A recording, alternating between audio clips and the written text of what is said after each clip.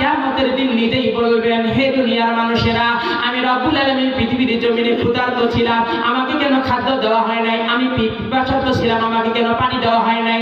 আমি নিঃস্ব হয়ে গিয়েছিলাম, আমাকে কেন সাহায্য করা হয় নাই? তখন হাসরবাসীরা বলবে, আল্লাহ, আপনি কি পানি খান, আপনি কি খাদ্য খান, আপনি কি পোশাক পরেন, আপনি কি নিঃস্ব হয়ে যান, আপনার কি টাকা পয়সা কি প্রয়োজন? তখন রব্বুল আলামিন হাসরবাসীদেরকে ডাক দিয়ে বলবে, রে হাসরবাসীরা, তোমরা কি জীবনে চোখ দিয়ে কোরআনে পড়ো নাই?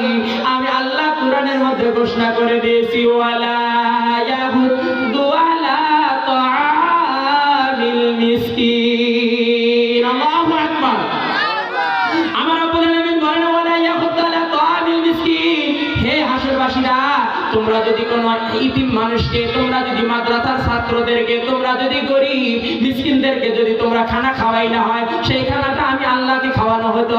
তোমরা যদি কোনো ইতিম মিসকিনকে তোমরা যদি একটা পোশাক দিলে হয়, সেটা আমি আল্লাহকে দেওয়া হইলে হয়। তোমরা যদি কোনো ইতিম মিসকিনকে তোমরা যদি 10টা টাকা দিয়ে সাহায্য করলে হয়, তাহলে সেই টাকাটা আমি আল্লাহ রাব্বুল আলামিনকে দেওয়া হইলে হয়। আজকে আমি রব্বুল আলামিন এই হাসরের মাঠে তোমাদেরকে সম্মান দিয়া আমি আল্লাহর জান্নাত পাঠিয়ে দিতাম রে বান্দা।